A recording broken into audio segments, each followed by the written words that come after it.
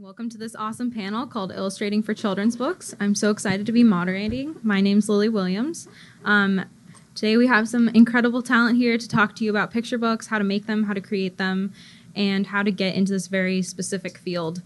Publishing is an industry shrouded in mystery with no clear path because no two publishing stories are the same. That gives it even more mystery on how to enter the field. There's always questions. I know all of us have gotten them. But this is a very mysterious field, and there's always questions as to how to get into it. So we're going to discuss that today, and we're hoping to shed some light on this very questionable industry and how to get into it. So I'm going to introduce our panelists, but before I do that, I would like a show of hands who is interested in picture books. Okay, who is interested in animation? Okay. And who is interested in both? Yeah. Right. So one of the cool things about this panel is that every single person on it has crossed over into both animation and publishing.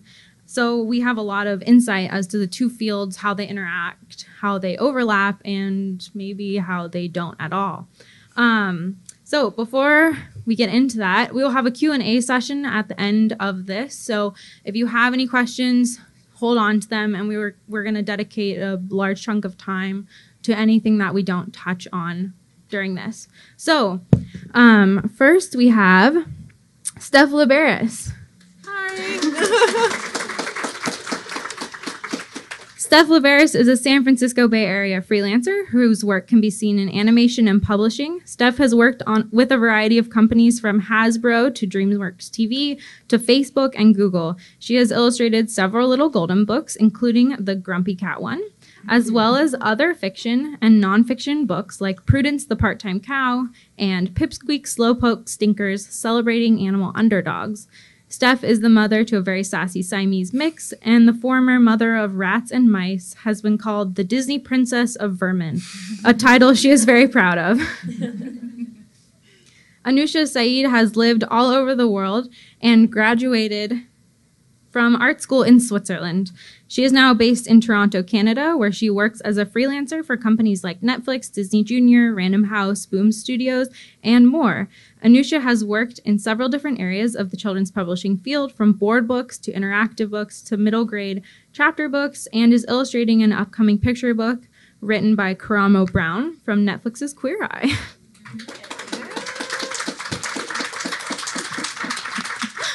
Known for her sweet characters with huge eyes, Anoosha has drawn in a big online following with her charming art as well as her witty and highly relatable millennial tweets that have caught the attention of many famous people, including Emma Watson. Elsa Chang.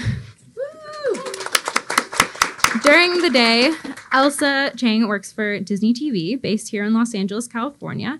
She has worked in-house and freelance for many companies, including Disney Animation, DreamWorks, Sony Pictures Animation, and more.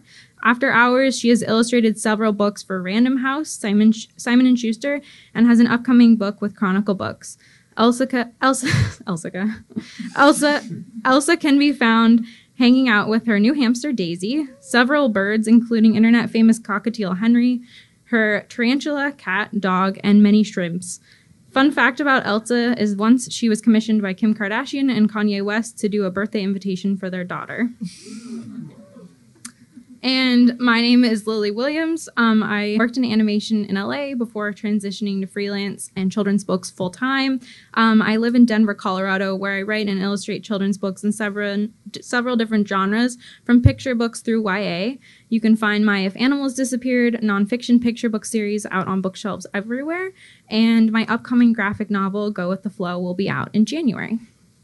So, before we jump into bigger questions, we're going to do a rapid fire question round where each of us, well, not me, they will answer questions in just a few words, and feel free to cheer if you like what they say. So, Elsa, let's go down that way. Sure. All right. Okay. Favorite book in general, not just your own. Rainbow Fish by Marcus Pfister. The Very Hungry Caterpillar. I don't know who it's by. The Velveteen Rabbit. Yeah. Yeah. Okay, tool or program of choice? Photoshop and Cintiq. Procreate iPad. Photoshop Cintiq. Favorite genre to work in, all like picture books, middle grade, YA. Picture books, ages 2 to 6. Picture books, 6 to 8, I guess. Picture books 2 to 6. When you schedule your life, do you do it digitally or in a handwritten planner? I use my iPhone calendar. Absolutely nothing. It's all up here. It doesn't work. I use my Google Calendar and it fails. So I try. Agented or unagented? Unagented. Agent. Agent. Favorite thing about being an illustrator? When the book comes out, you get to hold it in your hands. The creative freedom of like someone coming to you for your specific style. I get to draw derpy animals all the time. Least favorite thing about being an illustrator? Time and finding the energy after work to do freelance. It's lonely. Lonely, and it's hard to get paid. Yeah. True. Favorite color? Mustard yellow. Mustard yellow. I don't know. I kind of like mustard yellard too. Mustard yellard. Mustard yellard. My new color. Trademark. Yes. Okay. One person living or dead that you would like to illustrate a book for? David Attenborough. Roald Dahl. Peter S. Beagle. Dream place that you would get to travel to for a book event? Scotland. Ireland? Australia. Okay, cool. So that was it. So now we're going to go into some larger questions. So one of the big things that's always asked is, how do you get into publishing? So how do you get into publishing? Each of you, how did you get into publishing? What was each of your path to entering this field? So I went to Art Center, College of Design in Pasadena, and during the week of graduation, we have like a job fair thing where a bunch of companies would come and do an interview with the students. And it's kind of like a speed dating, very rushed interview with all of us. And when I got to the Disney publishing table, they looked at my portfolio, and I had a visual development portfolio, but it has a lot of illustrations in it. And the designer looking at it was really interested in the style that I was doing, and she could picture it being used in an upcoming book. So they gave me a test, and they liked what they saw, and I got to do my first book, which is the Pixar Brave Merida Has a Friend book, and that was my first introduction to publishing. For me, I actually studied illustration when I was in college, but I didn't really want to be an illustrator. It was the only program available. I wanted to work in animation. So after I graduated, I did sign on with an illustration agency, but it was more of like a side gig kind of thing. I worked for a year in animation as like a designer, doing picture books on the side. I found work mostly through like social media because I'm pretty active on there. But like I eventually realized that like animation wasn't really for me, and a 9-to-5 job also wasn't. So I quit, and I've just been doing freelance full time since then. So for me, publishing is kind of a recent thing. I've only been doing it for the last 5 years, but I've been working as a professional artist for 15 years. What had happened is I had quit my job working in games, and I was freelancing for about a year and not really quite making enough on my own. So I figured like, I majored in illustration. Maybe I can do children's books, 10 years later. So what I did is I had made a lot of personal artwork when I was working my 9-to-5 job, and I used that artwork to submit as a portfolio to illustration agencies online, just applying as if I was applying to a job, basically. And I believe I applied to 8 agencies that had styles that were very similar to what I wanted to do. And of those 8, I heard back from 4. 2 said no and 2 said yes, and then I picked one. So that's great. See, it's never a straight path. Never. Which leads me into my next question, which is people are always wondering like if there's a shortcut, like an easy way to get into children's books. I was wondering what you would say to that, or if you have found there's like one kind of tried and true way to get into children's publishing. Your answer can be no. Oh, that's tough. Yeah. I'm usually approached by publishers, usually by word of mouth. Either somebody saw my work on Instagram or on my website. And so I've never pursued it myself, so I don't know what tips I could give to people. They've usually just come to me. I've been really lucky with that. But yeah, I don't have any solid tips for that. I would say no, there's no shortcut to it, just because like as you can see, like we've all had different paths. But like as someone who actively was trying to look for illustration work once I graduated, I think it's like it's mostly if you're an illustrator, you're also a marketer, like self-marketing, like that's 50% of your job. And that could include, well, for me, it was making a list of different publishers, like from big, small, indie, seeing if they have submissions pages, going to conventions. Like I went to the Bologna Children's Book Fair, showing my work around, like a convention like this is also a good one. Getting in touch, like finding emails and of art directors, sending them email like, hey, this is my portfolio. If you have any work I could be of like, that could be a fit for me. Some people send postcards. I've never done that. I don't like snail mail. And that was just, that was mostly what I did. But like the biggest thing for me was being active on social media. I feel like that's where I get 90% of my work these days. It's just a really great way to put your work out there. And yeah, that's just the way that I've been doing it these days. And I also answer no, but with kind of a caveat. So for me, when I decided to go into publishing, everything happened very quickly for me. When I signed with an agency, which was maybe a month after I was looking for one, within 3 months of signing, I had my first golden book. So things, when they caught on very quickly. But it took a decade of doing work, you know, my own work before then, before I became the caliber that they were looking for and to be ready for that. So in terms of calling it a shortcut, like, I hate to say it, but there's a lot of gatekeeping in publishing. You really can't walk up to a publisher with your original idea and say, hey, like, look at this, because a lot of publishers don't accept open submissions like that. And I had to play the representative game of, you know, getting an agent or a rep, because that's who fast tracks you in there, basically, is once you have a rep behind you, like they have everything streamlined. You know, publishers contact their series of agents looking for specific looks and specific styles. And that's kind of how the business runs. So if you can get yourself representation, and again, in Elsa's case, you don't always need it. You know, sometimes they do come to you. But for me, when I was out looking, I had to have a third party basically advocate for me. Yeah, agents are quite a big part of the process. You can totally get away with not having one, but you know, depending on the person, it can really fast track the process.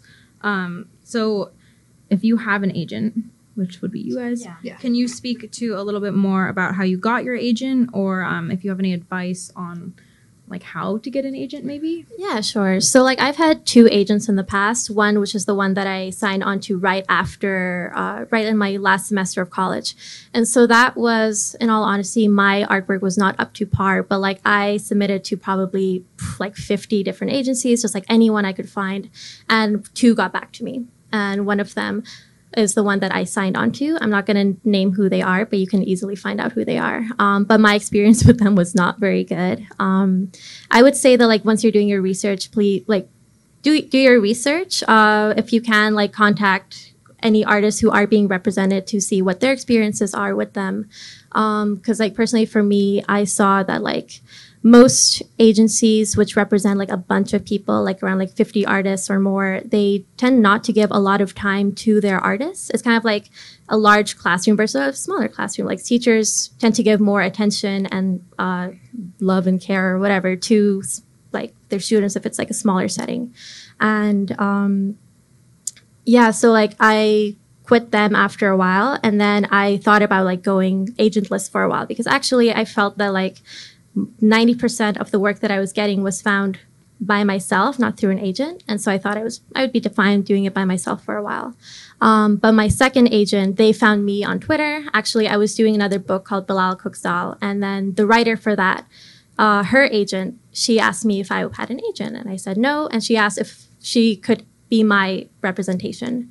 And I thought about it and I ended up saying yes, just because like I don't she doesn't help me find work, but my biggest resource with her is that she helps me with contracts and negotiations, because I don't understand contracts at all.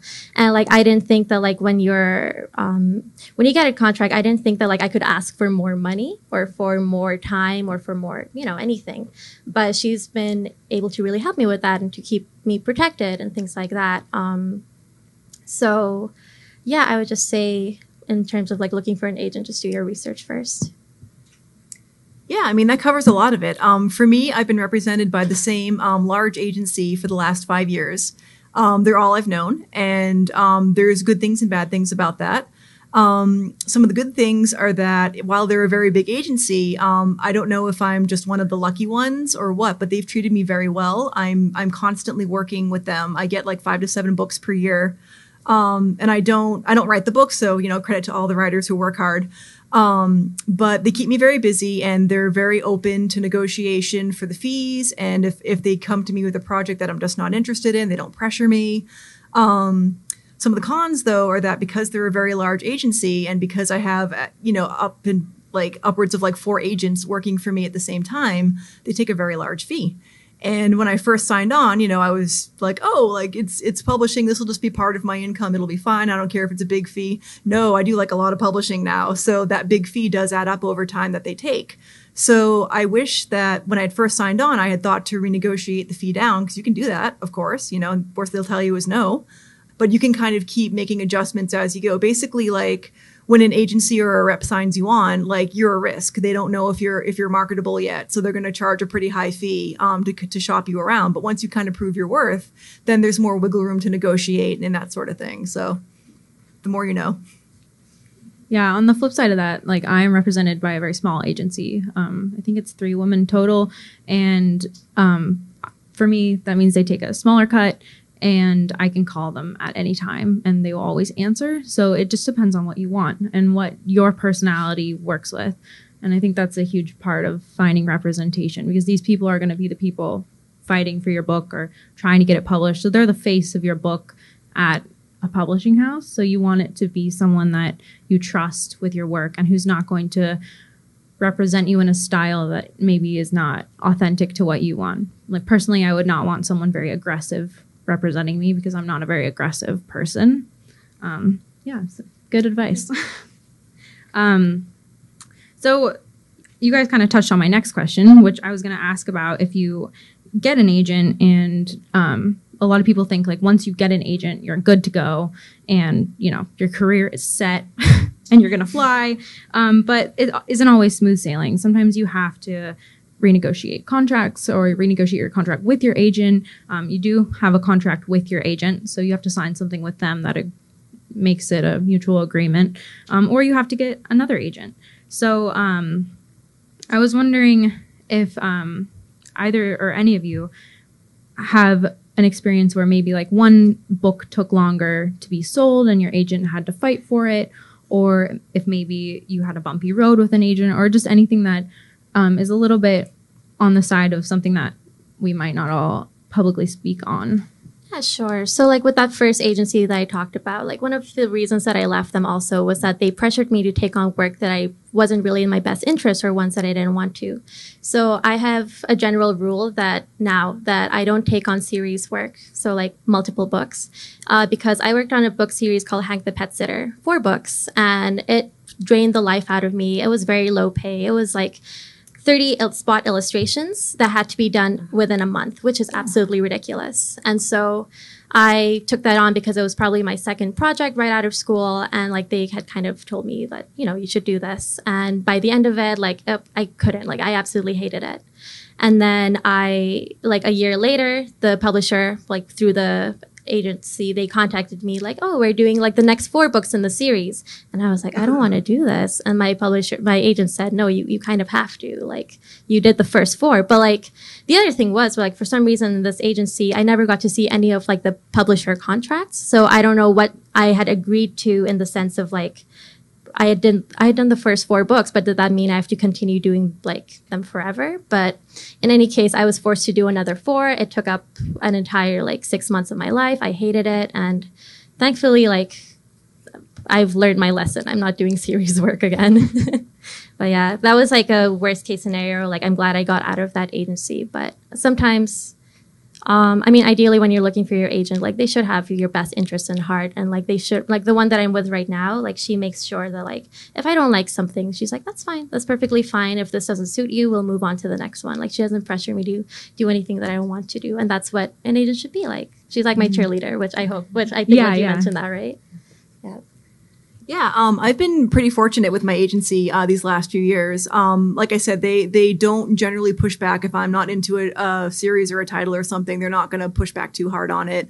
The only, and well, when it came to renegotiating too, like, I waited 5 years to renegotiate my rates, not realizing I could have done it much sooner. And of course, you can't expect your agent to approach you and say, "Hey, do you want more money? Like, here's, we'll take less money for your sake." But just globally as a person, I have a hard time asking for what I want. So it took me a long time to pluck up the courage. But as soon as I asked for it, like, they not only gave me what I asked for right away, they gave me more than what I asked for. So I was like, oh, this was easy. So that was a good lesson to be learned. The only standout negative experience I've had with the agency is actually more of a fault with a publisher who I will not name. We're going to get into the subject of payment in this talk. Payment is very special in illustration and publishing. But there was one publisher that I was working with who, I think they were 8 months late with my payment. And my boyfriend's here nodding, he knows. Basically what had happened is I was working on this book, and I was waiting on the contract for 6 months. And in an act of good faith and perhaps stupidity, I got as far as having all of the rough interiors done, all the rough interiors improved, and or approved rather, and the publisher was pushing me to go to final. And I hadn't even signed a contract yet. I knew what the fee was going to be, but like, there was nothing to protect me. So I kept pushing my agent, like, hey, like, we need this paperwork. What's going on? And they kept contacting the publisher and getting the runaround and this and that. And finally, I had to just say, I'm walking off this project. I want a kill fee for the work that I've done, and I'm not going on this book anymore. And then there came the contract from the publisher. So again, not really the fault of my agent. I'm not sure what more they could have done because the publisher was being obtuse and being very difficult. I don't know if there was legal action they could have taken. I honestly don't know. But that was a very unpleasant 8 months because I really needed those payments. So, and I will not work with that publisher again, and they know it. So, beware. That's like a perfect scenario where you want your agent to be fighting for you. I guess this maybe goes more towards Steph, but like, when you were looking for an agent, what were you looking for? I didn't know what to look for, to be honest. I was coming into it very green. All I knew is that going into it, I needed more income, and I knew that I could draw pictures, and I figured I would give children's books a shot. And the main driving force when I was picking out these agencies, I just looked at the body of work of the artists that they represented, and I'm like, who looks like me? Like, whose work looks like me? Because I don't want to get pigeonholed into doing stuff that's not fun or stuff that I don't want to do, because that's all what I was doing when I was working in games full time. I want to try and do things that I love. So when it came to things like considering the fee or considering the size of the agency or having a huge agency versus a rep, didn't even occur to me. I was so green about that. And if I ever do, change representatives, like, I have a lot more to consider now because of that. But I mean, again, I've been lucky because they've been very good to me, all in all. But I could have set myself up for some really ugly situations because I was just so inexperienced, It sounds like we all were when we got our agents. Yeah. I know for me, I took the first person who wanted me. But I took them because I met with them and had coffee, and they said, oh, well, go look at other agencies, and if you want to work with us, come back. And when they said that, I was like, oh, I like you. Like, I immediately knew they had my interests at heart when they said that. So, okay. So because there's so many people here who are interested in both animation and illustration, and children's books, from the outside, it often seems that the two cross over so much. Maybe it's because a lot of artists work in both, or I'm not really sure why. What do you think on that? Do they cross over? Do your connections cross over? Do you get work from one or the other? How do they meet? Yeah. So, I got my first book through my visual development portfolio, and I studied illustration. So I have a lot of work that are full colored illustrations that you can submit to either books and it also works for animation. I think what they want to see is like fun, charming, very appealing illustrations with characters, and so I think if your work it's suited towards that, I think it's more likely that they'll reach out to you.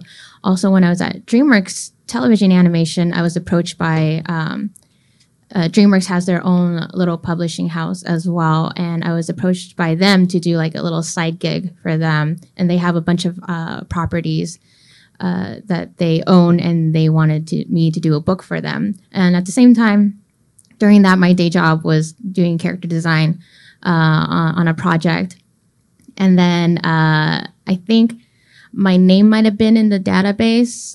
I'm assuming that's how they reached out to me. I didn't really ask, but I think they were probably looking through artists at DreamWorks, seeing like whose work could be well suited for children's book illustration. And again, so my portfolio or my body of work, which is geared towards animation, helped me get another project in books. So yeah, I think the two definitely for me, they do cross over. For me, like I feel like the flow or connection has been kind of one-sided for like illustration towards animation. So like the animation work that I usually do, like I'm a full-time freelancer.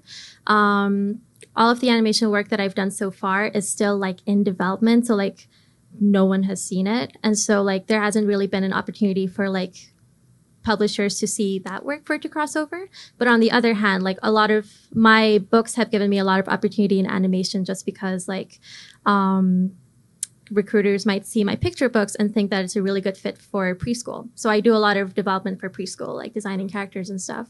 So that's like how I've gotten my in towards animation. I mean, that's pretty much it.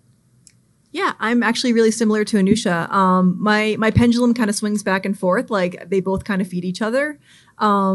I have gotten books because my agents will scrub my normal portfolio that's online and take some animation character samples I've done and submit those to publishers without me knowing. But if that resonates with the publisher, then I've gotten work based on that a couple times. And just last year, I worked with DreamWorks TV freelancing for about a year on a preschool series called Rhyme Time Town. And they found me because they found the Grumpy Cat book. And they're like, oh, we want to do a show in that style. And that was the catalyst for it. No pun intended. That was the catalyst for it. And it worked out really great. Like I had a great time on the show. And I mean, now that I worked on that show, people who internally in DreamWorks who've seen the work are getting back to me. So it's like, it's been a pretty good exchange, honestly, for me. That's really interesting. I did not expect any of those answers, especially because I find that mine personally don't cross over at all. Wow. So that's really cool. How come? I have no idea. I have not, other than like knowing people like you guys whose work crosses over, my work has never crossed over into animation. So I worked in animation. It was very separate from my career in publishing. Oh, one thing I want to add actually is it's interesting. When I first was getting into publishing, some warnings that I got from my agents or some art directors was like, be careful, like publishers don't want work that looks too animated or too much like a cartoon because people might wonder, oh, what's the series or what's the movie?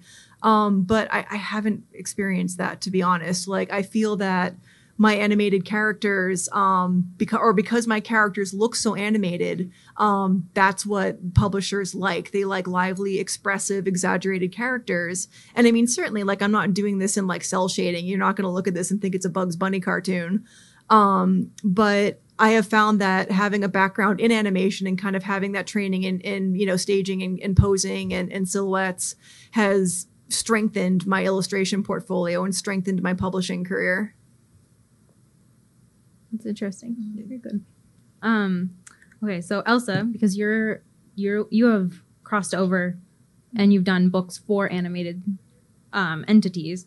She's done Little Golden Books, Boss Baby, How to Be a Boss, Pixar's Brave, A Friend for Merida, and recently came out last week, right? Yeah. Despicable Me? Yes. Yeah, Despicable Me just came out. So what is it like taking an already existing animation entity and adapting it to publishing? And is there something like, did you work on, I know you didn't work on Brave, but did you work on like Despicable Me or anything? No. So when the publishers reach out to me to ask me to start the books, by the time, and they give me like 3 months to work on it. By the time I finish and turn in everything, the movies are set to release like 6 months later, except for the case for Despicable Me. And I think maybe they just recently, I think maybe is it Random House that owns? Random House Yeah, is Random the House books, maybe recently got the rights to do some illumination stuff. So, but they ask you to take a test because they want to see that you can draw the characters on model, and they'll give you like all the reference materials that you need. And they give you maybe like a week or two to do just like a spread usually, or a spot like a vignette illustration. And they will, they will look through it and see if it's close enough to the book. They think that, you can represent their characters accurately. And then, once you get approved, they send you more reference materials. So like I get model packets, marketing material. They're all like approved images of the characters, props, environments, and you can always ask for more. I always have to ask for more because there's a lot of details that they miss. Certain background characters or the like specific foliage or buildings. I'll have to ask the designer that I'm in contact with, and then they have to ask the animation studio. So there's kind of like a wait for reference materials because they don't have them directly. They have to go to the studio and ask for a reference and make sure that it's approved reference. So yeah, I don't know. For like, I've never worked on original IP books. I've always worked on something based on a film or a TV show. And so, they have you take a test. So make sure that you can work in the style that they want you to. Even if it's like, you can deviate from the style of it. Sometimes they'll let you have a little more creative freedom.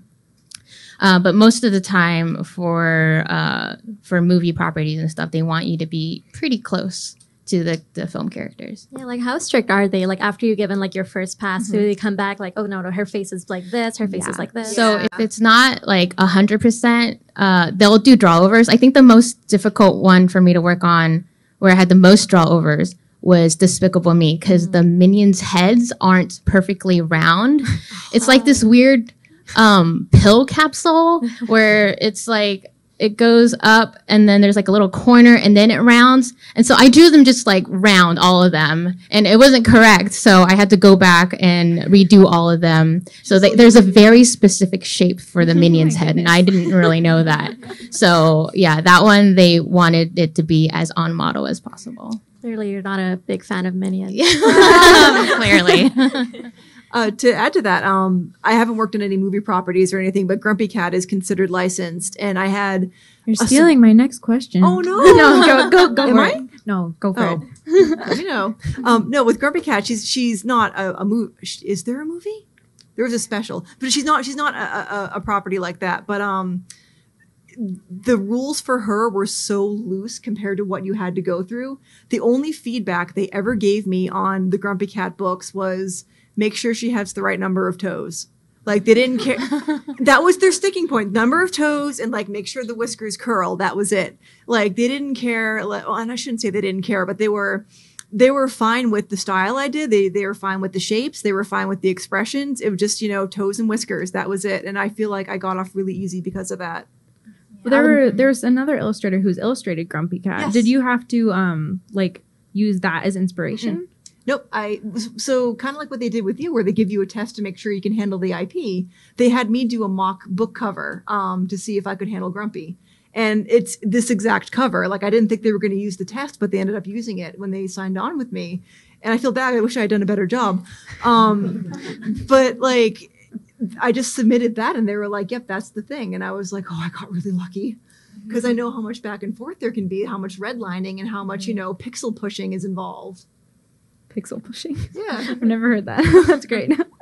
That's so interesting. Yeah, because you guys have both done entities that have a real cat, RIP, and are you allowed to like at all? Because it seems like it's in your style still, even though it is their style. Are you allowed to infuse enough of your style? Do you feel? Yeah, a little bit, especially with like the background or something. There's certain textures that I like to use that I'm comfortable with. And like the backgrounds, they don't really care. Like I can draw whatever tree I want or in flowers or whatever. It's the characters mostly that they care about. I will say that there's like another genre of picture books, of like IP picture books, which are like very, very on model. Like I was contacted for one for like a Nick TV show where they wanted it to look exactly like the show. And like I had to turn it down just because like they were very, very rigid about keeping on model. And like I wasn't really a fan of that. But like, I mean, if like you're good at emulating styles, then that's definitely like a good job for you. Definitely. Yeah. Very cool. So publishing genres. We talked a moment about that when I introduced Anoosha, but there's a lot of different genres in publishing and categories where your books can fall. To name a few, we have board books, which are the thick cardboard books for babies, fiction picture books, nonfiction picture books, early readers, illustrated chapter books, educational market books, middle grade books, and graphic novels, YA, and there's more that I'm probably forgetting. And each of you has done a variety of things in publishing and in different types of sections. So what has been your favorite genre to work in? I think I've only worked in one, and it's just children's picture books, ages, I think as young as like 1 or 2 to 3 or 4. And then I think maybe the golden books are, I think like 3 to 6 or something. 2 to 6, something 2 to like that, 6. Yeah. It's been, under 7 is basically what I've been working on. For me, I like whatever age group this is, like above like the preschool age. So like you have like a little bit more text, a bit more story going on. And I like to be able to incorporate like illustrative story elements that pair up with the text. So you do have like a lot of illustration going on, because as like you go up the age groups, it's like less and less drawing. Like I do a lot of chapter book illustrations. It's mostly black and white spots and they're fun, but it's a lot of work and not as fun. So yeah, it's usually this age group that I like, as well as interactive books. Like I've done a sound book, like the ones which have like the buttons and they go like woohoo, and then and then like I did a pop-up book as well, and those were really fun just because like it's a little bit different. For me, I've been a little over the map. I don't think I've done too much middle grade. Middle grade is like what, 4th grade? It's like a middle school kind of. Oh yeah, I haven't touched middle grade. Not that I don't want to. I've mostly done like baby board books. I've done early readers. I've done like curricular books, 2 to 6, I guess like 6 to 9, like 3rd grader-ish kind of books. Typically like my fiction work skews very young. It's like preschool or baby books or early reader, that sort of thing. When I do nonfiction, which is rare, but I do a lot of like animal books that are nonfiction. So like, biology-based books or like biodiversity. And those are fun because I get to learn something as I research, but those are a bit older. Those skew more towards like 2nd to like 4th grade maybe. So, what is a genre of publishing that you want to work in? Because you were saying, you've worked in these specific fields. Like, what is your dream? I'd like, to work for maybe like a slightly older demographic. I really like what you do with like the polar bears didn't exist. Like, what age group is that? I think they say like 5 to 10. 5 to 10, yeah. Educational books touching on conservation, animals, biology. Like that's something I would love to touch on. So when I was little, my favorite books were the ones that like the touchy-feely ones, which have like, I don't know, the like the fur or the like fuzz, the exactly. Kind of money. Yep. Yeah, I want that. Yeah. that seems like fun. For me, I want to keep doing more golden books because I enjoy them and they give me a lot of freedom. So I guess I've already done that, but I want to keep doing that. I would also love to do a pop-up book or something that's a little more engineered or like interactive, just to kind of like challenge me in a different way. I don't mind if my work skews young. I like big, simple shapes and simple stories. And I guess in terms of stories too, like I would love to work on books that kind of help kids with tough emotional problems. Like, there was a book that I had read recently called Ida Always, and it was a book about, yeah, you're nodding your head. Yeah. Very, very sad, beautiful book about losing somebody to illness, but it's told by polar bears in Central Park. And it doesn't talk down to kids, doesn't berate them, doesn't assume they're stupid. You know, it's really heartfelt, and I would love to be able to help a child who's struggling with something like that. So that's a big dream. That's beautiful. So Anoosha, you have worked on so many different books that have been in different sections of children's illustration. I was wondering if you could give us a little bit more information on what it's like working in all these different genres and something that you have learned as you've crossed over into different genres. I will say that so with chapter books, middle grade and like for younger audiences, it's simpler artwork because it's black and white. Like I can't use textures as much or colors, obviously. But for some reason, I guess because like you're working with like a longer text format, you're going to be with the characters for a while. I've always had to do like a character design phase at the beginning. Like I spent like quite a long time working on that, which for some reason, I don't have to do with picture books. So that is fun. With picture books, I guess, okay, with chapter books, because it's black and white, there are only two stages, like the sketches and then the finals. Picture books might have like the thumbnails and then the roughs and then like the color roughs and then like the finals and all the tweakings in between. And then like baby board books for some reason are very, very fast. They just, I don't know, like people, it just goes by really quickly for some reason. I had no idea. That's all I have, yeah. That's cool. Steph, you've worked in like more strict nonfiction books and you worked in fiction books. What is the biggest difference between fiction and nonfiction? Reality. With fiction, I generally have a lot more fun with fiction because I get to do more storytelling. There's a lot more kind of blanks to fill in when you read fiction text because, you know, it may say, you know, Sally went and baked a cake. Well, how does Sally bake cakes? Like, what does she look like? What does she wear? Like, you know, how does this all come together? Whereas if you're talking about, you know, how, you know, grizzly bears hibernate in the winter, like you can look it up and you can find ways to kind of nicely compose a situation of a bear sleeping underground. And I find that stuff like that's been done before though, so it's a little tougher for me to kind of reinvent that or find a way to make that really engaging because you're kind of constricted by reality. And also too, when I'm doing nonfiction books, thankfully there are experts on hand to kind of cross-check my artwork to make sure the anatomy is okay, even if it's stylized, or like make sure the species that I have pictured in a spread actually do coexist there. And I try to like do my research and check beforehand so that I don't get like dinged on stuff like that. But I'm always surprised every time I do one of these books.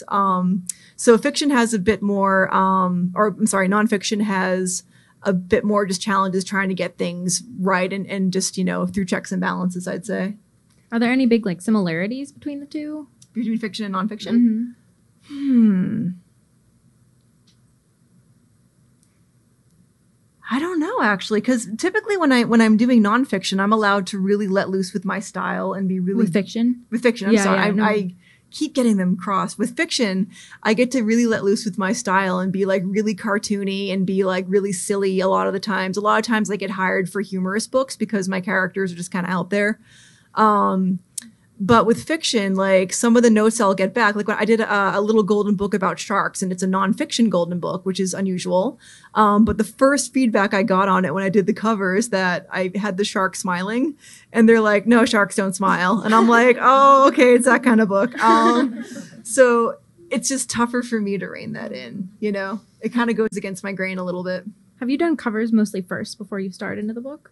Is that each of you can answer that question. Like, do covers come first for you, or does the book come first? It depends on the book. Typically with golden books, they want a cover first. Couldn't tell you why, but they have me do a cover first. For Grumpy Cat, again, that was a test that I did that turned into a cover.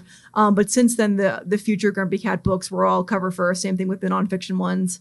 For picture books, covers usually come last. Sometimes they borrow from the interiors that I've already finished, and they take elements from that and kind of like cobble them together.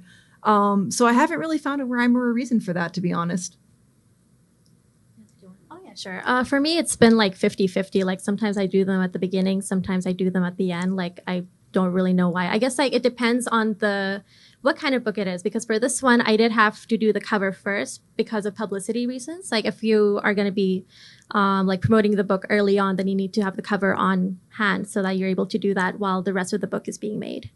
Can I also mention so like with, I also do middle grade and young adult covers as well. I should have mentioned that. But for working with those, it's like I get the manuscripts and I don't have to read them at all because for some reason, like the covers for those older audiences have nothing to do with the book. Like I had no idea. They have to. They ask them to be like pretty vague. Like I usually don't get like character descriptions at all sometimes, so I just kind of make up something slightly related to the book, but it's good enough. I guess because like the covers don't really matter as much as like the rest of the text because these aren't like books which have illustrations in them. These are just like full-on text.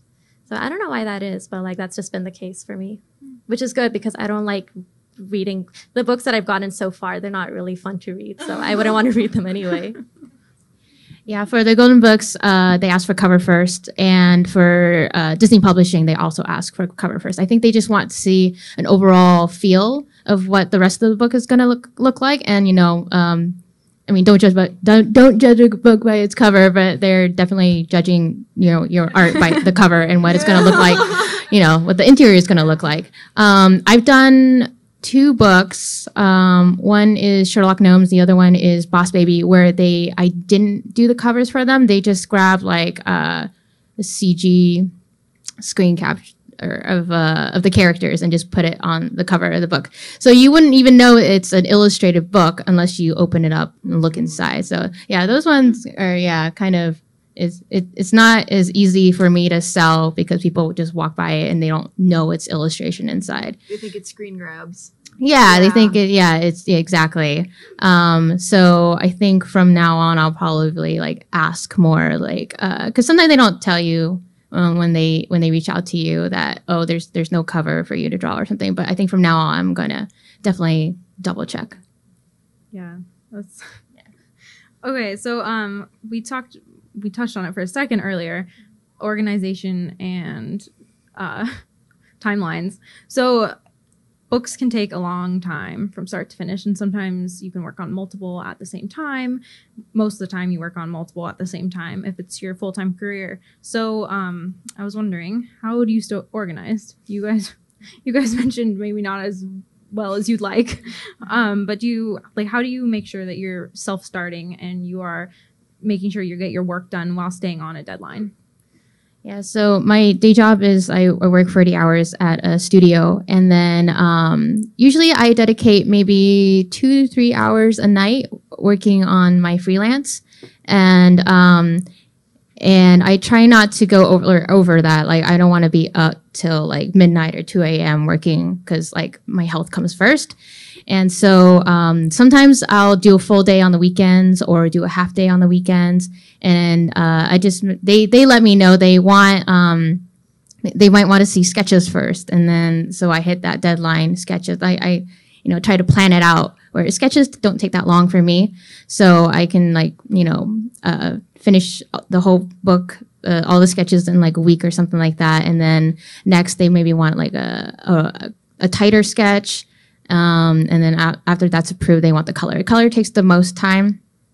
And I think Little Golden Book, they want you to finish all the colors before you submit it. And you don't like submit it as you finish. They want the whole thing and then you submit it.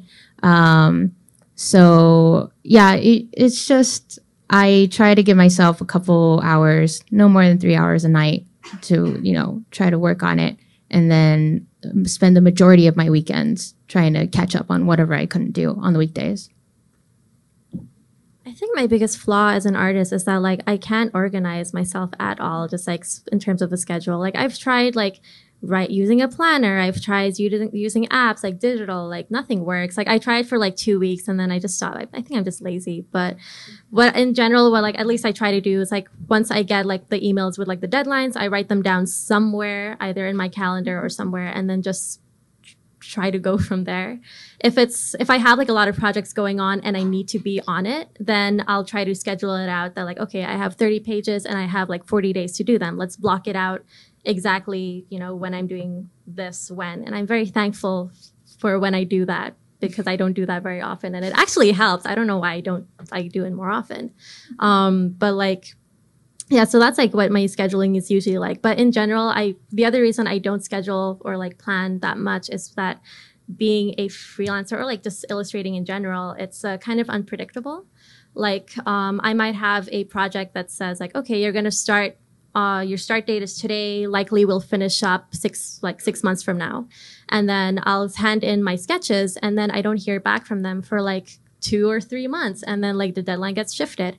And if I plan to like illustrate another book, then I'm thinking, okay, 6 months from now I'll start on this one, and then like I'll have one and then I'll have one. Like they're not going to overlap, but they always overlap because like, you know, so like earlier this year, somehow, like even though I've tried to plan it, so I had like book, they all, and for some reason they all ended up aligning into one, like so like all 4 books were due on the same day, just somehow. How did you get that done? I just I don't know how. It was like that week was a blur to me. I don't like to think about it, but like, so now I'm trying to take on less work, and I don't know, there's no real way around it. Like I have a book that I started in January, and like it was supposed to be done like 2 months ago.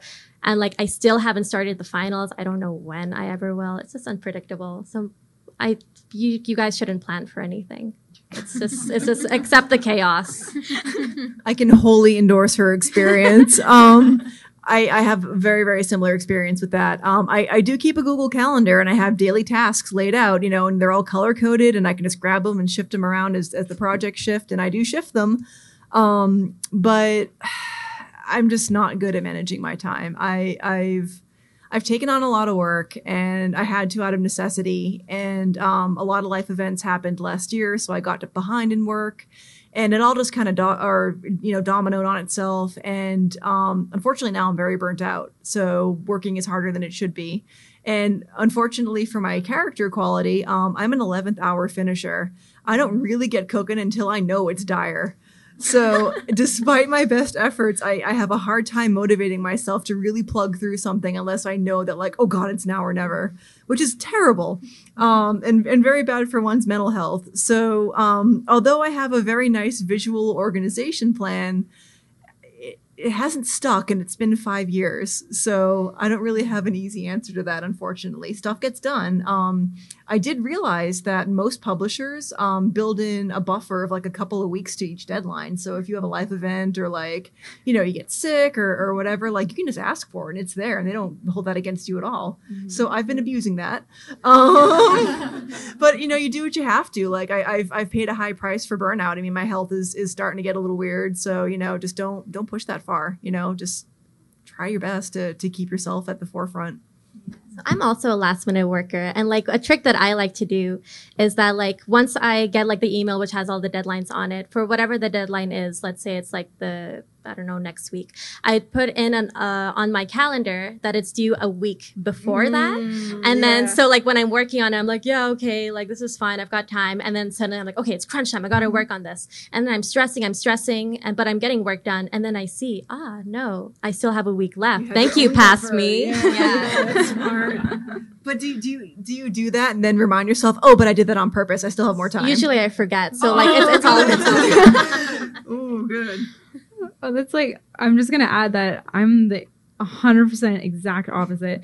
I have like an agenda that's color coded, and I'm like Leslie Knope to a T. I have binders with everything, and I always am like checking off every, stage and making sure I hit the date. But that's like, it just depends on how you work. Exactly. And it's all about your own workflow. And that's the thing like publishing and children's books and illustration like allow you to do is they allow you to work at your own schedule. You're not showing up to work every day and there's not a boss looking at you and being like, we need this in 1 hour. You get to determine what hour of the day on the day it's due. Yeah. And I'm definitely somebody that needs a boss for accountability. Like freelancing, it's really hard for me to motivate when there's no external force being like, no, you got to do this. The boss is watching, because I'm alone in my office. I got the internet, I got a pretty backyard window. Like there's a lot to do besides work, Is how do you get to that point? Is it just because it's due and then you just jump into it? It's pure panic and adrenaline. Mm.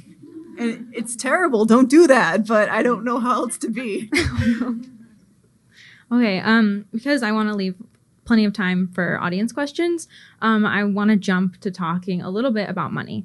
Because people avoid this topic and I'm moderating and I love transparency. So probably won't talk exact numbers. But I do think it's important to talk about like how you get paid in publishing. It's not really the typical freelance pay and it's not the same as getting a weekly paycheck. I'm just going to shed a little tiny bit of light on, usually you sign a contract and you get an advance when you sign the contract. This is typically, it's not always this way, but usually you get an advance, and then that advance is usually paid out either in 2 parts or in 3 parts. Once when you sign, once in the middle, and once at the end, or once when you sign and once at the end. And then once you earn enough book sales that make up your advance at the publishing house, you get a royalty.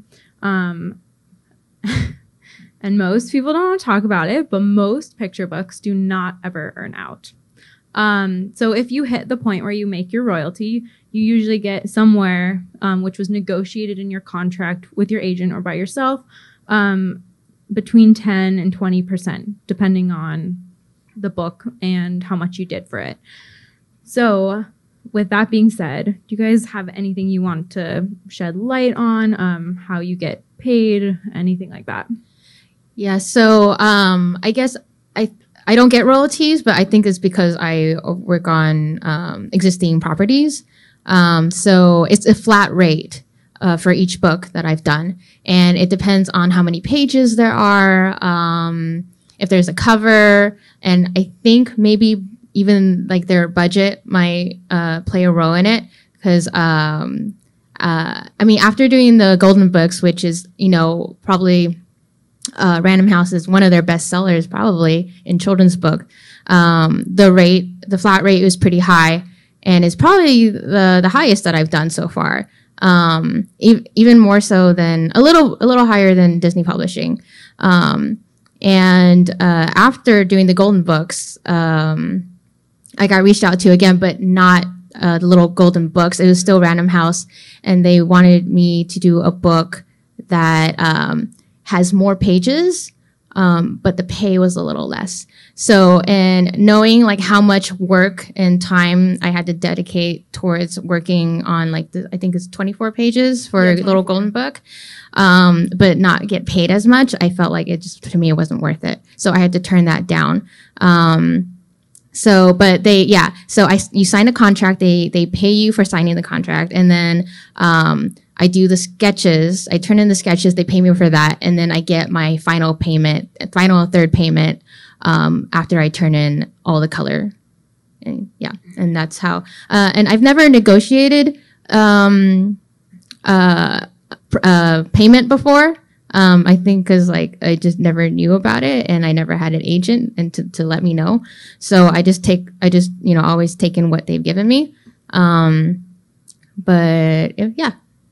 Just to add to that quickly, if it's a licensed Golden Book, they're pretty firm on the fee they give you. There's no room for negotiation on that, so you're doing fine. All right. Good to know.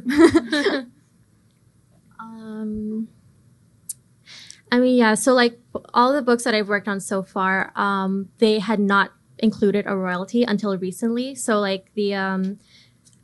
books starting from the ones that I did last year, they have started to have royalty. I haven't received any checks yet, so I don't know how much I'm going to be getting. But like now that you've mentioned, like it's not good. I bet you that one will sell out. I hope so. I hope so.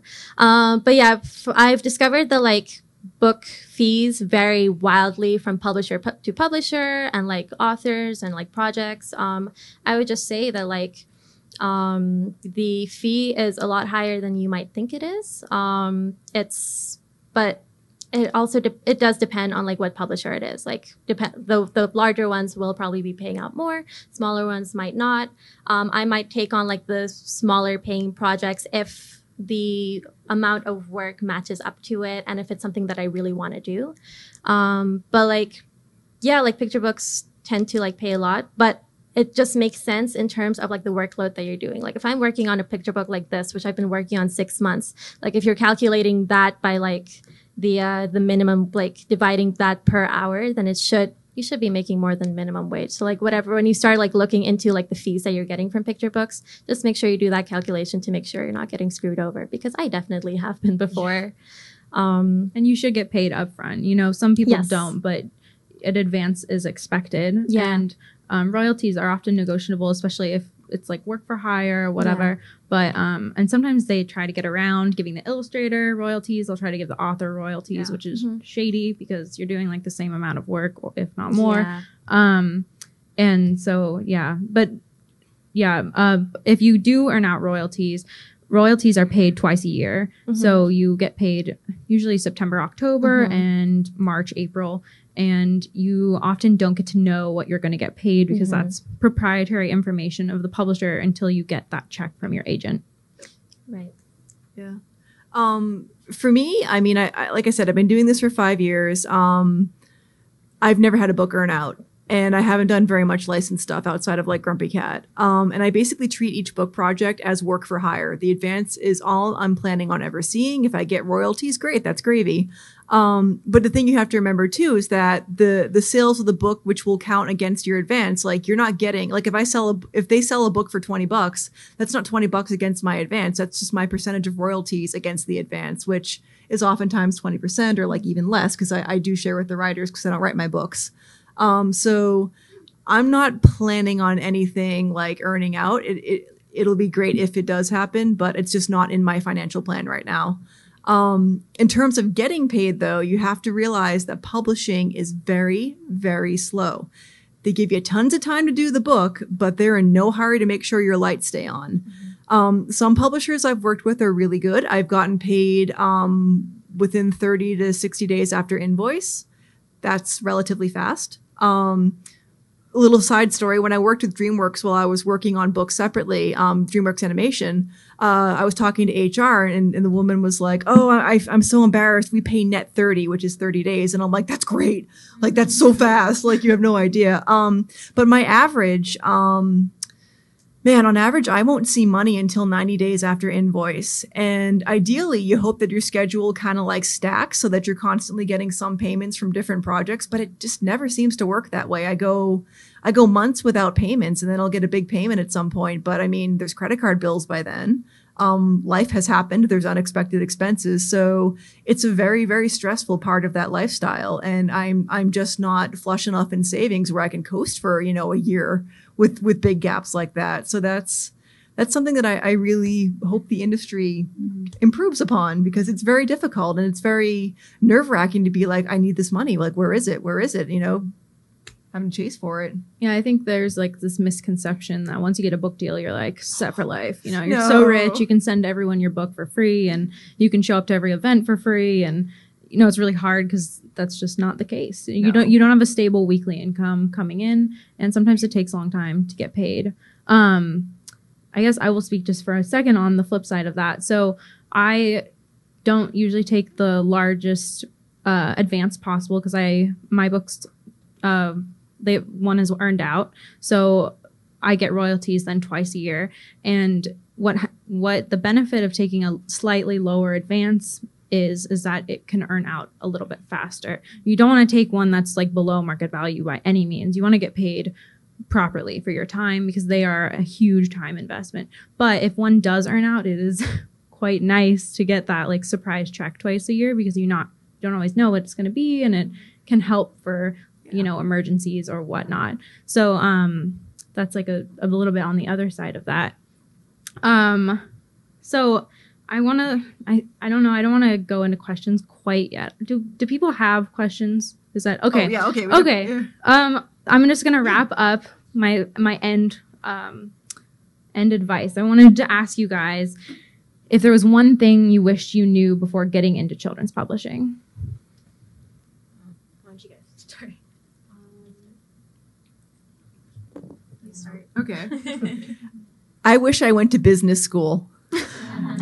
When you are a freelancer, if you're going to be working in publishing, and it's not just publishing, but if you're going to be a freelancer especially, you have to wear all the hats. You have to be a producer and manage your schedule. You have to be an accountant and figure out your taxes. You have to, sometimes be your own mouthpiece and advocate for getting paid, like if your agents are slipping up on that. I wish I had a little more foresight about the finances and projected more about my future when I had signed originally. Because again, like I've kind of fixed that now, but I didn't know outright that I could renegotiate, the fee that they were offering outright. I was just so, small and so like, oh my God, they love me, and so happy to have that I just took the first thing, which again wasn't a terrible thing, but I wish I had been a little more savvy about that. And I wish I had kind of pushed for my needs a bit more from the very beginning. I would say like one of the biggest things that I learned while being an illustrator is that it's okay to say no to projects. Like, especially at the beginning, like being very excited, like being a little bit naive, like I want to take on every single project, like both out of a sense of like, oh yeah, I can do this. Like everything seems so exciting, and also a need of like, just like worried that like I just wouldn't get another gig after this. But obviously that just absolutely burnt me out. Like that, the Hank the Pet Sitter book that I did, another series book that I did, and just like, it took me a while to realize that like sometimes it's okay to say no, to take a break, to take on projects that like actually have a bit more meaning to you, and to be a little bit selective. Like you have that right to like choose what you want to work on. And like sometimes it's like there's always more work, I guess. If like some books, if you're getting an offer of a book and you think it's not paying as well, or if like the scheduling feels wrong, or if it's not something that really speaks to you, it's all right to say no. I think with my first book, I guess I didn't know, or I wish I knew that you when you submit your sketches for approval, that sometimes there's a wait of as long as like a week or two. And then you just kind of have to occupy your time, like in between those times, like what, do something else, take on other freelance. Cause there's just like a week of, just waiting for notes, and then, you have bills to pay, not sure, what to do in between those times. So there was a lot of waiting around for me on my first book. And so, I wish I had known that it was probably smart to also have something else going on the side. But then sometimes when everything's approved and they ask for like the whole, they want the whole book to be colored, then that's like when every moment of your time is spent like working on the book. And so it's and so the things that the other work that you want to do, it has to be pushed aside. And so you don't want to overwhelm yourself, but at the same time you don't want to be sitting there doing nothing. Yeah, publishing can take a really long time. Yeah. Okay, last question from me, and then we'll open it up for audience questions. Is there an upcoming project that you're working on that you're excited about that you can maybe not tell us about, but you could like drop a little hint? Or is there something coming out soon that you want us to know about? So my next book is actually not a children's book. It's a collaboration of a lot of women artists and non-binary folks. And it's through Conical Books, and it's a DC Women of Action. So it's all the female characters in the DC comic world. And I have I did four illustrations in it, and it will release October 22nd. Yay. Thank you. So I'm Perfectly Designed is my upcoming book coming out on November 5th, written by Karamo Brown. I'm very excited for it. Maybe check it out. And besides this, I guess my next upcoming thing, I am, after like about 4 or 5 years of like just illustrating books, I'm finally writing my own book. And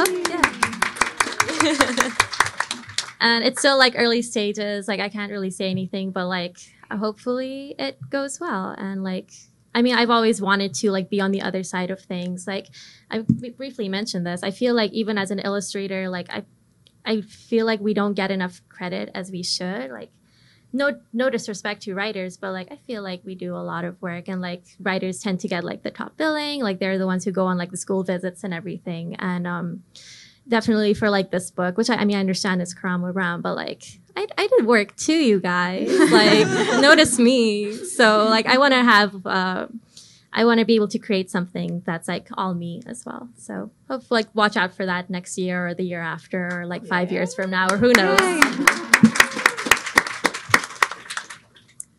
For me, this Christmas season, my first book with my first book with HarperCollins is coming out, called The Peppermint Post. I didn't write it. The author has slipped my name. I'm so sorry. Shoot. But I illustrated it earlier this year, and it's about a polar bear who runs a mail service in the North Pole, and Santa forgets a very special present. Then the polar bear must hijack a sleigh pulled by flying penguins to try and get this present to Santa. And it was a landmark book for me because, one, like, it was crazy fun to do, and I had a ton of freedom with the characters, and it was super cartoony, expressive fun, and everything I love in the world. And it was with HarperCollins, and like I've wanted to work with them for a really long time. So huge shout out to my agency for like making that all possible. That was like a big celebration for me. So I'm excited for that. Awesome. I'm just gonna mention my book, If Elephants Disappeared, comes out in a week and a half. So September 17th.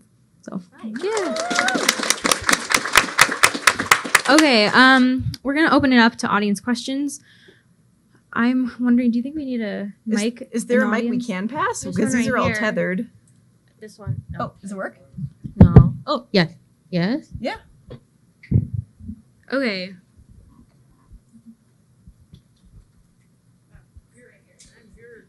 Does this work? Okay.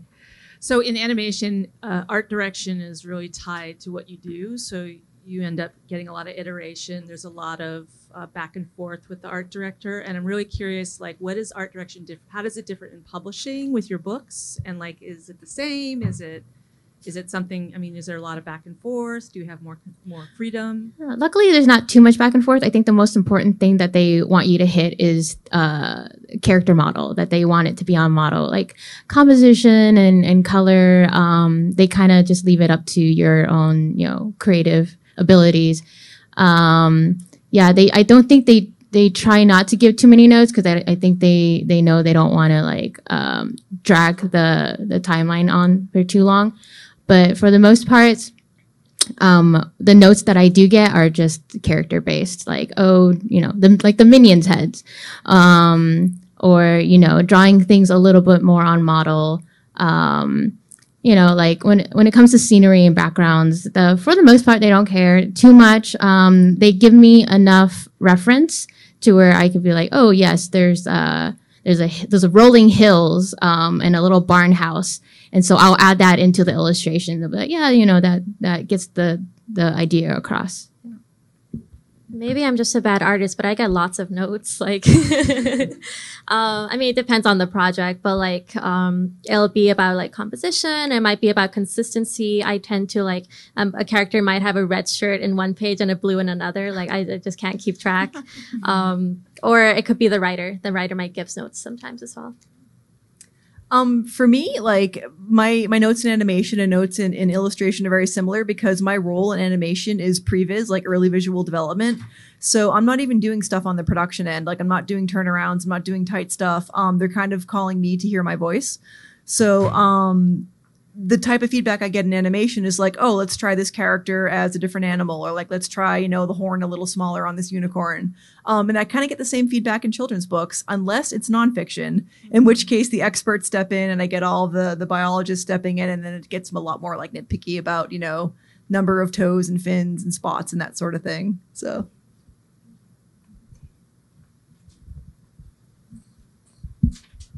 I was wondering if you guys could talk about on books where it's not based on an existing movie. How do you go from sort of the blank idea where you might have like a story outline to, do you do thumbnails? Do you do like, I know I'm going to have these 3 main things that are going to happen, so I'm going to have these 3 big illustrations, or deciding like how big the illustrations are going to be or how many you're going to do, that sort of thing. Just like planning it out, I guess. I don't really like thumbnailing, but like, okay, depending on the project, because some art directors will tell me exactly what to do per page. Like they'll go so far as to draw what they want.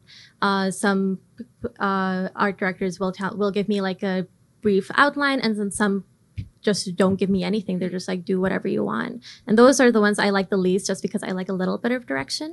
But in terms of like the process, it's I'll start off with like some sketches. Usually I don't like to go through too many. Like I feel like my first idea is usually the best one, unless like after revisions come back or like the notes come back, I do some revisions and it might change up a little bit. But like it's usually like first pass is usually the one for me. I'm kind of the same way. I have not written any of my own stories, so I don't really start from scratch from my own writing. Typically I get a manuscript, and depending on the publisher, it can either just be a sheet of paper with words, or they might send me a template with each, line break kind of laid out with like notes in the margins of what they want to see. And I actually prefer that, honestly. I like having a scaffolding to build upon, and I like being able to take someone else's idea and kind of like expand upon it. In terms of my process, I do thumbnailing once in a great while, and when I do it, it's always traditionally in a tiny sketchbook. Like it has to be literal small drawings, and I couldn't tell you why, but it just feels refreshing. But typically what I'll do, because I want to streamline my process, is I just open up a Photoshop file, if it's either the template they sent me, or I'll just use kind of a boilerplate sort of like ratio that I use in picture books, throw the text in, and I just start sketching immediately like in Photoshop, and just do rough paintings in Photoshop, and then just count those as my roughs and turn them in.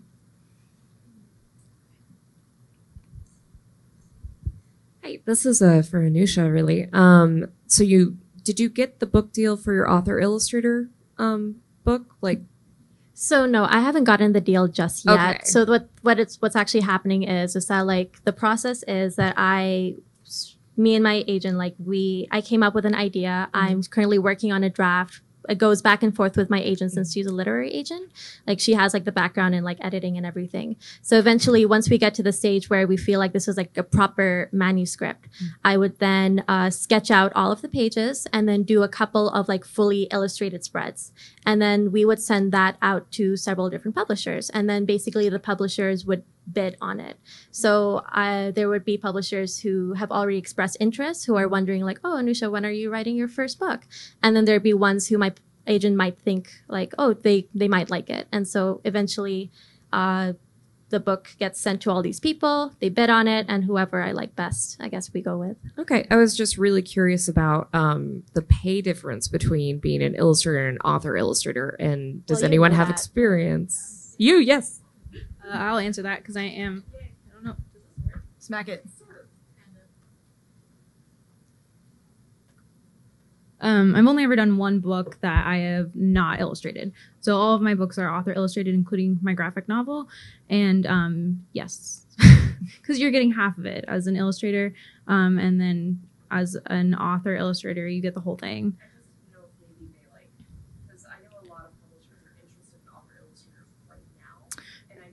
I hear a lot of people saying that, and I don't think that's true. I think they want, a good illustrator, and they want a good author, and if those two meet and you happen to be a package deal, that's great, but that's not usually the case. Yeah, I think it's for some reason that seems to be a rumor floating around that I've heard. Yeah. I've heard it a lot from SCBWI people, and I would say to ignore that. If you want to write books, write them. But I have never encountered that to be the case. So, yeah. No. To play devil's advocate. You do not get to play devil's cheaper. advocate. My agent actually is pushing me to write a book. Okay. I found that they tend to push you to write a book when you Yes. are an illustrator. Yes. Yeah. But it doesn't usually, it's not right away. No. And no, you do not make less. That's not how that works. But it's not an even split though. Like I've heard that Yeah. writers make a bit less than an illustrator would in a book split typically. Typically, yeah. Especially in graphic novels, illustrators make more. Right. Yeah. Sometimes there seems to be like a lot of like, illustrators, you're not going to make all this money, blah, blah, blah. And that's just, ignore that. In the cases where, there's an author and then you're the illustrator, is there any sort of contact or collaboration with the author, or is it pretty separate? It's shockingly separate. And this kind of goes true with book covers too. Like a lot of times if you're doing a book cover, like the author won't even know who the illustrator is till the art's done, which I think is so backwards. But no, typically it has been frowned upon for me to have contact with the authors. There was one book I did where the author was local and we went out for coffee and we hung out and she had some thoughts for me, which was fine. Like it's her baby. I get it. But when my agent found out, she's like, I didn't get in trouble or anything, but typically a publisher has their vision for a book and they've matched you with this author because of their vision. And certainly when I worked with an author once directly before I was represented by anybody, and I guess the wrong author, I could say, can make things very difficult if they don't know what they want or like if there's no set number of revisions, so I think that they kind of do that partially to keep things moving.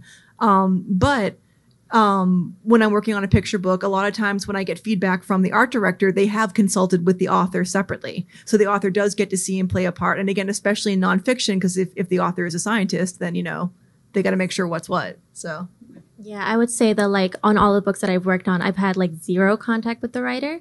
I would get notes via the publisher, like, through the writer. But like from what I've heard, they try to keep it very separate just for the sake of professionalism as well. Because like the writer's job is being a writer. They might have like some sort of vision for the artwork, but that's not where they don't really know how it works. So it's like my agent who also represents like writers, she has told me that like sometimes she cuts out like their artist notes because it doesn't matter. Like it's like the publisher has like the vision, right? Yeah. And so like what I usually do, like after the book is finished, I'll go onto Twitter, I'll get in touch with the writer and then we'll talk and chat if they're nice. So yeah. Okay, we have about 5 more minutes, so I'm going to take 1 or 2 more. So does this actually work? You guys mentioned how important social media is in like getting your work out there, and also a couple of you, I think, mentioned that you do more work than just book illustration. And so I was wondering if you like hypothetically did a lot of work separate from book illustration that like wasn't in the same style or like wasn't appropriate for the audience or the demographic that you're trying to reach, how would you go about marketing that? Like, would you have separate social media accounts or separate websites, or I don't know if like. I've actually never done that. I'm kind of a one-trick pony. Like what you see is what you get. So I've never had to really separate my work, but I do know of artists and illustrators who basically have after dark accounts. Like they have a pseudonym, or they kind of have like their 18 plus stuff, if it is that, or their gory stuff or more adult stuff, in a separate account. And they do cross market on their other social media account, but they don't necessarily say, hey, this is me too, if that makes sense. Yeah, I mean, you could have like all of your art, like the different styles within like one social media account. But when it comes to like actually getting in contact with like the publishers and everything, it's best to have like at least like separate portfolio specifically for illustration. Because I don't know what kind of work you do currently, but like when you're having that when you're showing that portfolio off, it should be catered to illustration because you're going to get hired for whatever work is on that site. And I don't know like how much your social media is going to play a part in it, but Like I think you should be fine as long as you do have like some separate space which is focused on illustration. Yeah, like my personal style is like super cute. And so when publishers reach out to me, that is what they're looking for in the books. Like they don't want hyper realism or super rendered or anything. What they see on my website and on my social media is what they want to see on the books, similar styles, textures, and everything. I don't have too, my styles don't range too much. So yeah, I mean, my social media is like, it's kind of like a side portfolio in a way. It's not my main portfolio, but yeah, what they see, what I put out there, and what they see is what they want for their books. Okay, one more question. Thank you for coming today. I've really enjoyed all your answers. You guys mentioned art tests that you do for books. Are you paid for those art tests? That's what I'm. Yeah, that's a good question. No, you're not. It's same with animation as well. I've done like tons of art tests, character design, and so no, unfortunately not. You don't really have like a union to represent you, or I don't know if it's with agents. Do they get that? I've gotten paid. I've gotten paid. I've gotten paid Yeah. too. Yeah. Sorry, No, Elsa. I don't have an agent, so that is why. No, that's not why. That's not why. You Yeah. haven't gotten paid because I worked with Disney Publishing before too, and they don't offer paid art tests. It depends on the publisher. Okay. There have been occasions where I worked with a publisher who wanted a free art test, and I said, hey, to my agent, to have them throw $100 at me, just some incentive so that they know that I'm worth their time. And yeah, they were fine doing that. So, I mean, never hurts to ask. I think the Grumpy Cat art book, the cover test was, I think it was unpaid, but I managed to get a few hundred off of that. And then I got the book anyway, which is counted towards the book advance, so it just never, ever hurts to ask. Yeah, I think I've done like 2 art tests. I didn't get either of them, but like I think I was paid like $250 for both of them. Yeah. And like the what they said was that like we'll pay you $250 if you don't get it, and if you do get the gig, then like we cut that money out of your whatever you actually get paid. Yeah, but it's not uncommon to do it for free.